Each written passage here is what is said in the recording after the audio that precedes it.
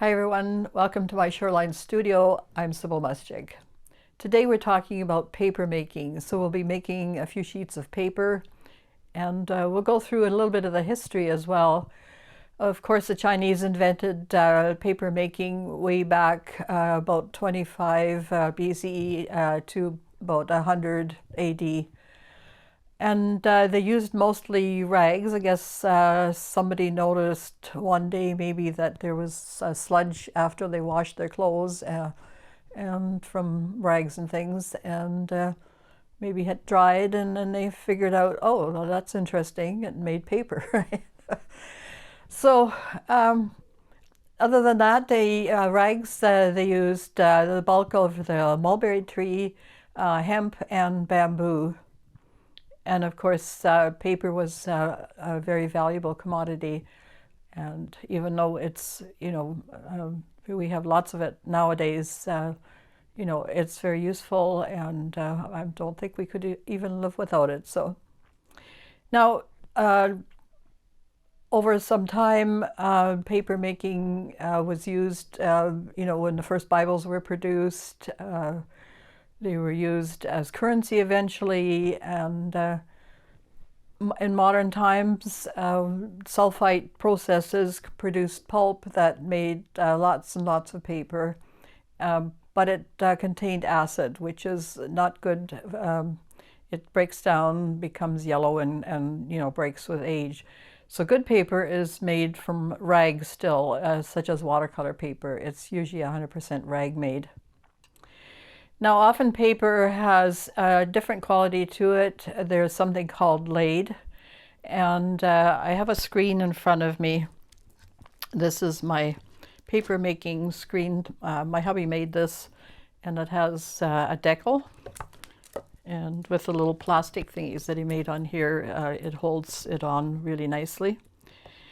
And this is what we use to make handmade paper, and I'll show you the process in a few minutes.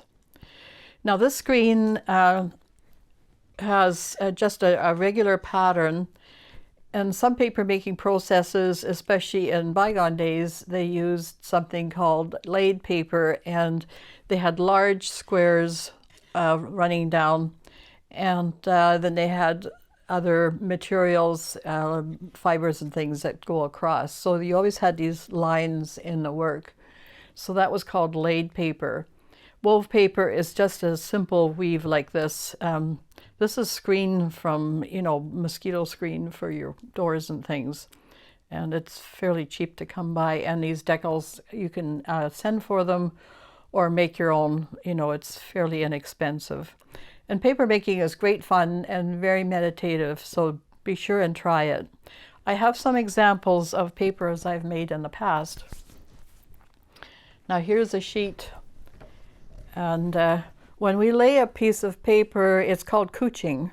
So I don't know if you can see the transparency that several sheets are put together, so they were couched together.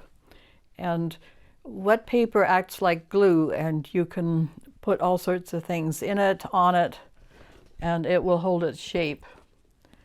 I'll show you a few more examples. Here's different colors. I also have a little bit of bling in there. Also some embedded fibers and weeds and things, and threads. So all sorts of things can be put in there. A lot of people make beautiful cards by using dried flowers, seeds, and all sorts of little additions. You can also do embossing or debossing.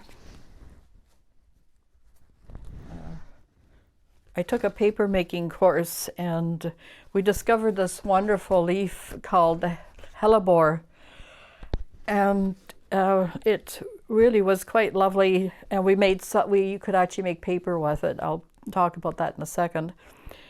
And so we put it on there, and it made a nice impression. And then one of the ladies in the class said, "Oh my God, hellebore, it's very poisonous." And here we'd made all this lovely stuff with it. So we were very careful. We used gloves and so forth, but it made beautiful green paper. So in this case, mine was just dried already, and I put it on and it made this wonderful shape. Cotton linters. You can see how transparent and absolutely gorgeous it is. This is a combination of many different fibers, kozo and cotton linters. I think the brown is fireweed. I don't know if you, I hope you can see that. And you can see some of the kozo fibers. And kozo is actually a bush, and they beat it and before it becomes pulp. Here are our rose petals, and it has a lovely smell. So if you want to make paper that smells wonderful, do some rose petals. You can paint paintings with it, just different colored paper. I'll show you the process in an upcoming episode. You can do things that look almost like marble. And whatever surface you couch the paper onto, it picks up that texture. You won't be able to see this in the camera, but this has a really lovely, very smooth texture.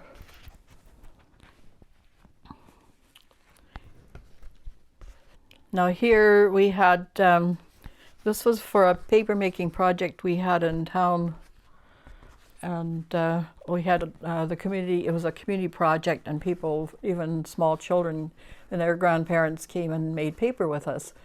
And we did all sorts of things. This is from a quilt maker who did spirals and then just pushed them on here on the back, and then poured the little stars. And then that made a nice sheet of paper with embossing spirals.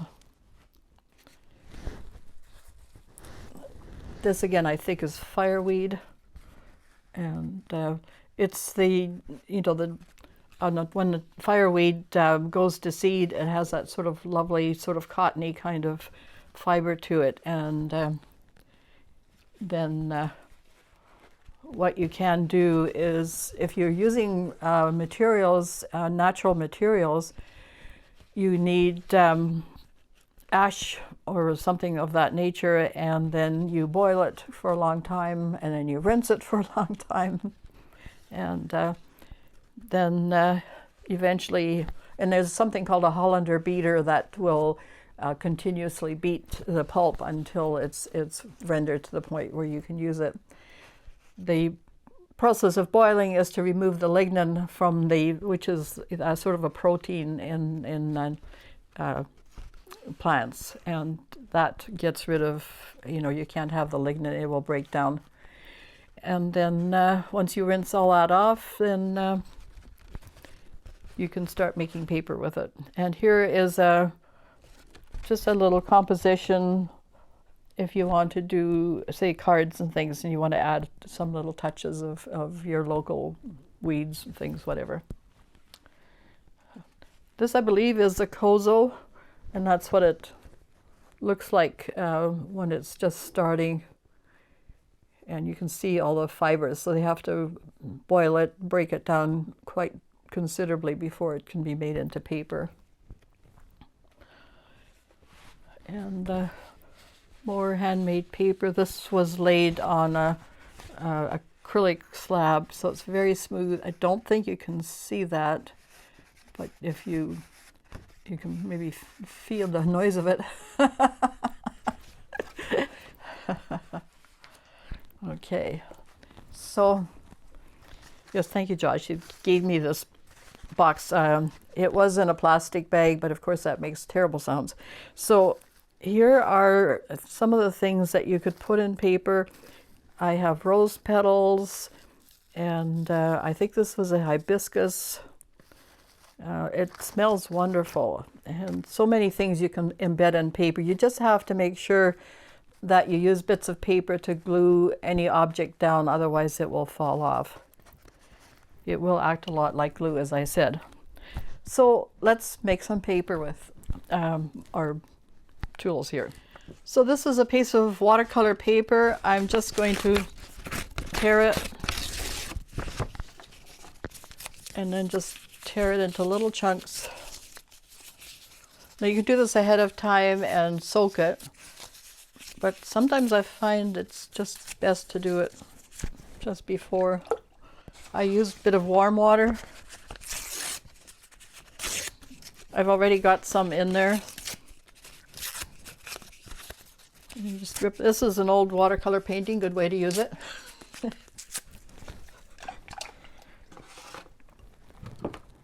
And my trusty blender here, and then you just whir it. I don't need all of that, but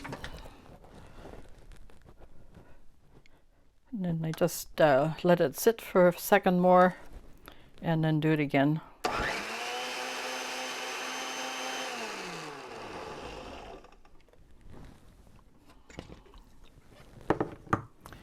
And the little bits and pieces are all to the good. I know in the pulp mills they spend an awful lot of money trying to get rid of plastic and bad materials. And here, paper makers at it like crazy. So there we are. I have some more from earlier. I'm just gonna, that's what we'll be working with. So as I said, here is the screen and the decal that fits on top of it, but we're going to put another piece of screening material on.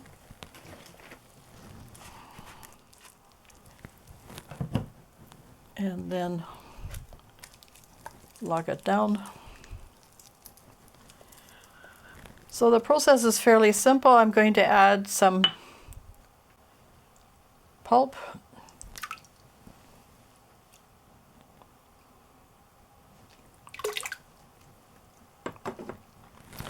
My water is nice and warm.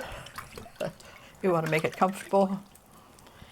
So you swirl, you dip down and up. Let the water drain off. Just gently move it back and forth so that the fibers interlock. Let it drain.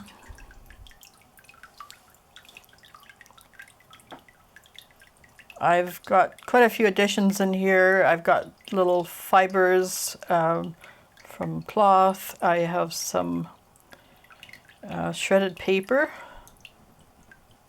which is quite interesting when it dries. Probably a few rose petals, various seeds. So okay, let it drip off. I have a sponge.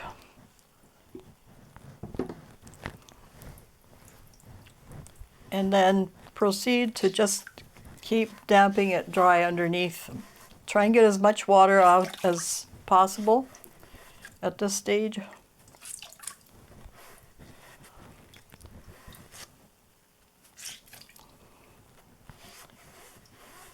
Don't slant your paper too much, or the paper, which is still very soggy, can move. You don't want that to happen. So I'm just trying to get as much water off as I can. Okay, so then we're going to take the decal off.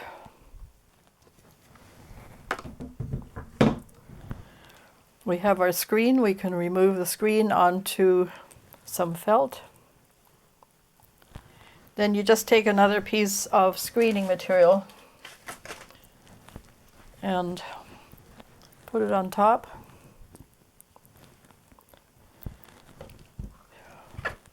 Get a bucket ready and proceed to damp dry as much as you can. Good exercise for arthritic fingers because you're using a lot of squeezing motion.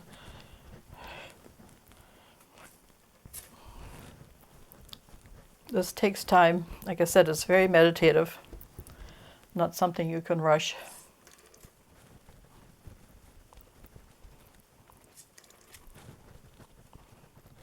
Get it as dry as possible. At this point, you should be able to remove the top screen. Yep. And then you're going to couch this down onto a piece of felt or whatever fabric you want for the texture that you want. So here's a nice piece of felt.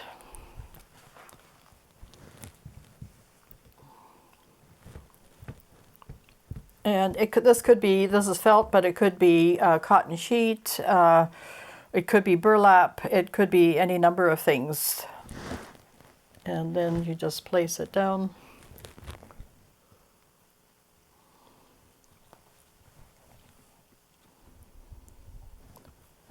Paper is still pretty fragile at this stage. Continue to mop.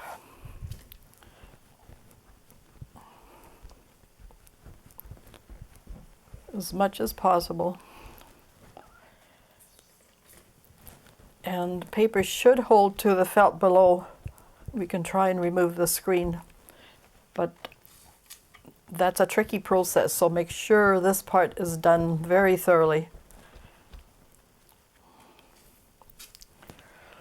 Okay, let's give it a shot.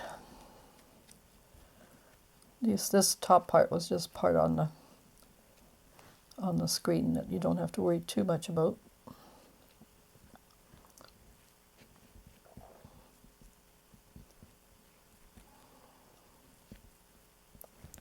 Okay.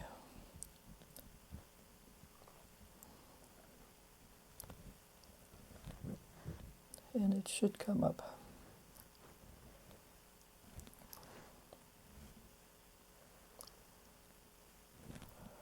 Gentle does it. Oh, we have a bit of a tear, but that's okay.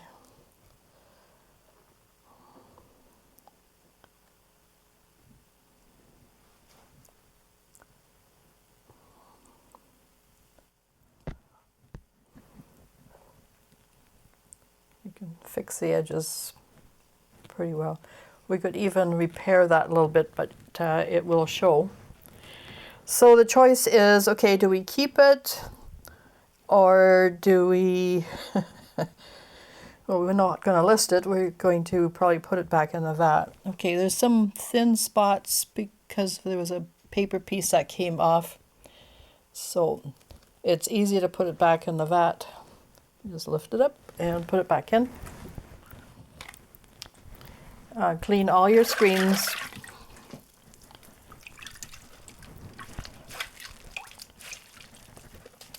Make sure most of it's off. And now if there's paper left on your screen, the surface tension of the water will just pull it right off. It's really easy. Now that was a fairly thin sheet of paper, so I suspect that's why it tore.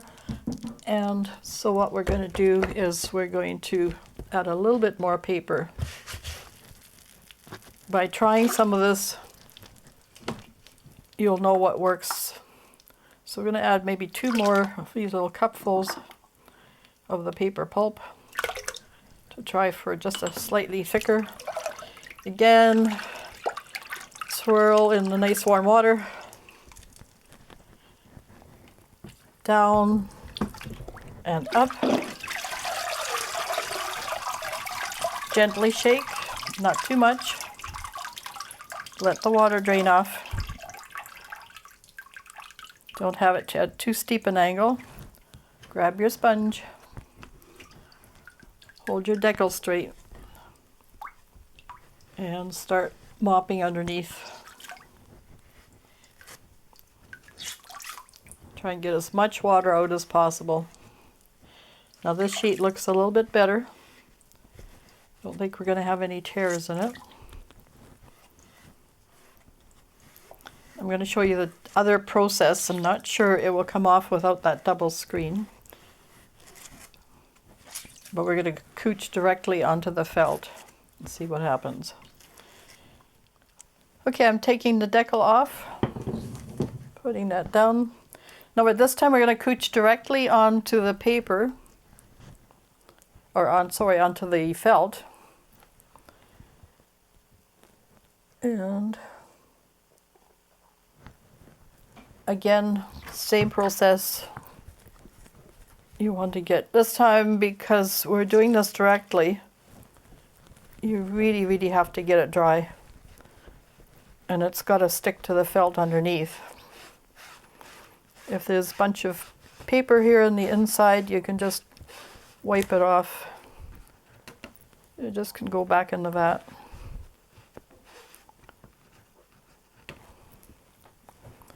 And really wring your sponge out.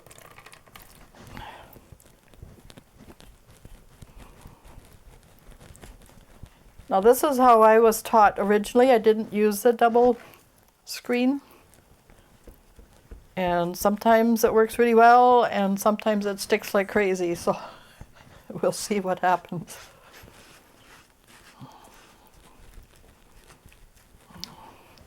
So wring it out good. Try and get as much off as possible. Now there are things you can do. You can blow on it, you can flick it with your fingers to get the paper to release off the screen. And well, if we're lucky, it'll come off no problem. I'm just going to do a little bit more damping dry. Still, the felt itself absorbs quite a bit of the moisture, so that's a good thing. And you will have the texture of the felt on the paper on one side. Now, here's where we start flicking.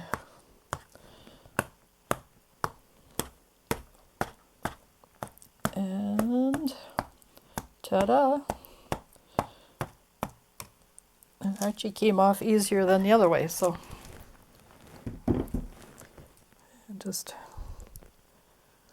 and it looks like a nice sheet of paper. There's no holes. So there we are.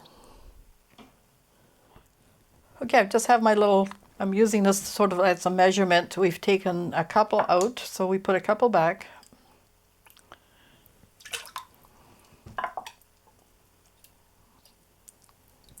And maybe one more because I'm going to be putting some extra stuff in. Again, swirling, getting the paper, and we're going to just shred some hibiscus flowers here.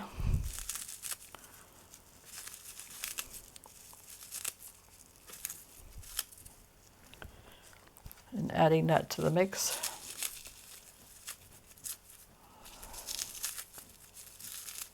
They work out quite nice.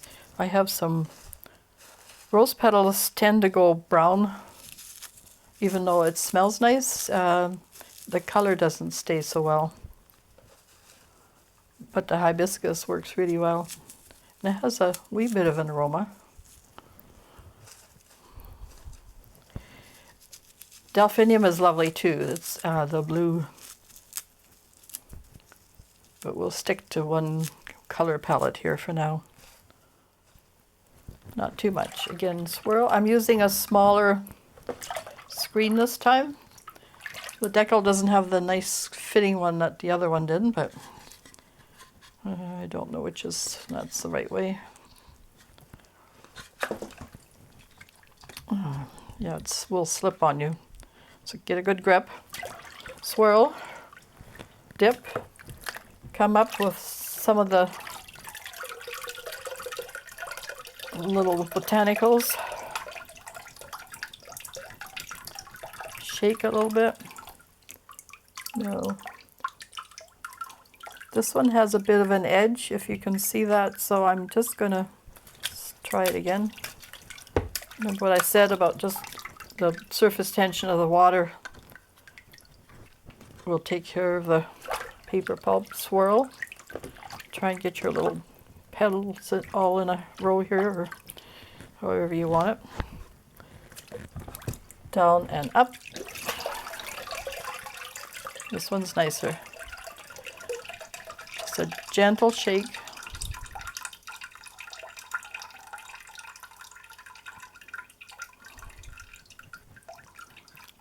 Now for ease of working, you can take the decal off right away.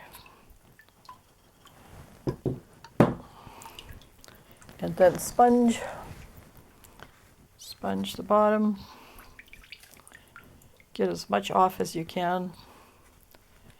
I'm not using the double screen this time.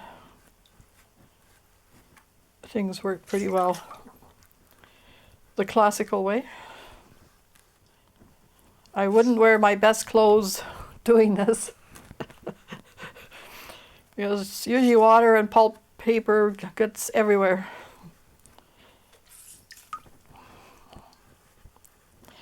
But you can see there's some really nice little blue things in there and some of the hibiscus. It's going to be a lovely piece of paper if we can get it to come off the screen. There's always that if. The screen's coming down here. And we will see if it comes up. Damping dry.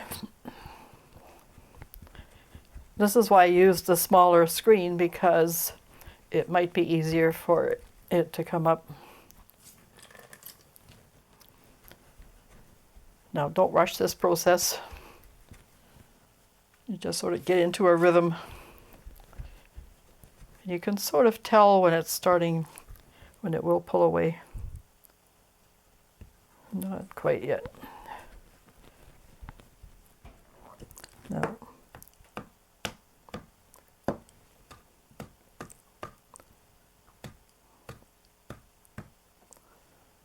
There we go. Oh, a little bit of the top tore, but that's okay. Now here's how you can repair it, because paper is a lot like glue. Just push it together. It'll be fine.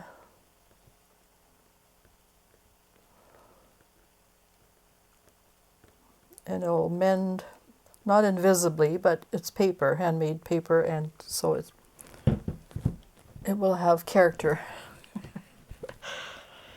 So there we are, and when the flowers are of course all on the reverse, when you turn that over, then it will, you know, show the flowers embedded in the paper. The paper fibers will have set it so that they're not going to fall off.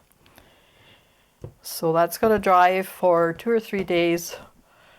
You can do other things with it, but I don't really recommend that. The edges tend to go brown if you're, say, use a handheld hair dryer or you know, one of the dryers that you can get, commercial dryers. So let nature take its course and you'll have a beautiful sheet of paper. So I've laid 3 leaves down on just a piece of old cotton sheet. We're going to try for some embossing. So let's put about 3 of these little,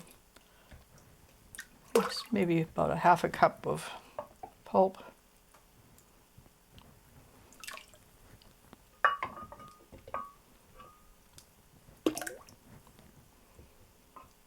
There we go.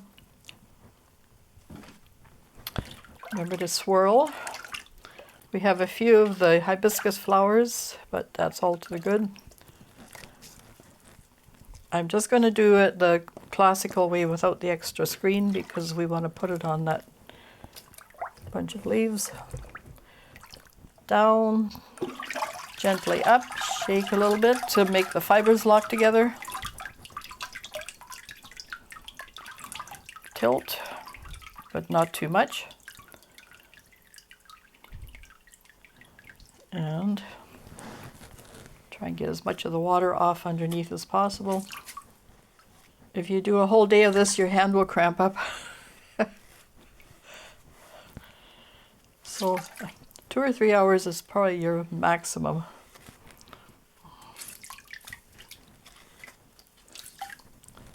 But you get all sorts of ideas as you're working, and it's just too much fun to stop. So, of course, you can make your own little handmade books as well. Make little folios and tip them into a book form. Do some gel plate printing on some covers and make a beautiful handmade book. At some point, I guess we should get into that. So we're just about not dripping anymore. Take your decal off gently. The decal gives you that beautiful edge that you see on watercolor papers.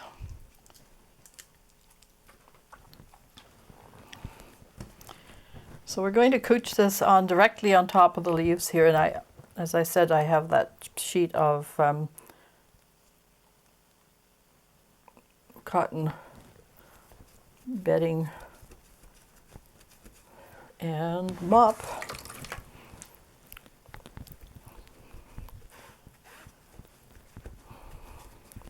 And really press down so that those leaves are embedded into the pulp.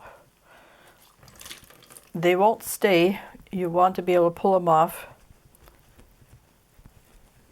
when it's dry, so that all that remains is this lovely shape, embossed shape of the leaves. And then you can work with that, maybe do some gel plate printing on top. You could use some chalk pastels. There's no end of ways of finishing, or just leave it as a beautiful piece of paper and frame it. It will have its own artistic essence.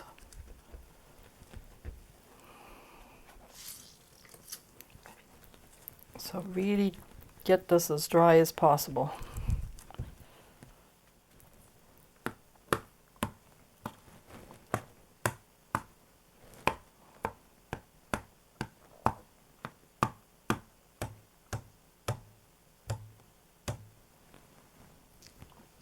Nice.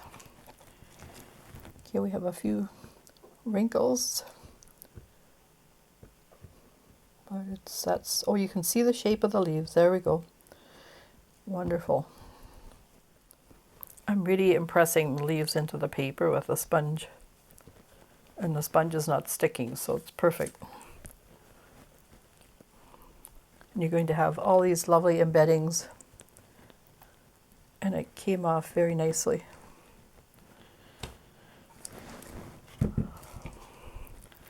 So now we just have to wait for it to dry. So the next video we're going to be printing gel plate prints on this paper, and we'll see how it turns out.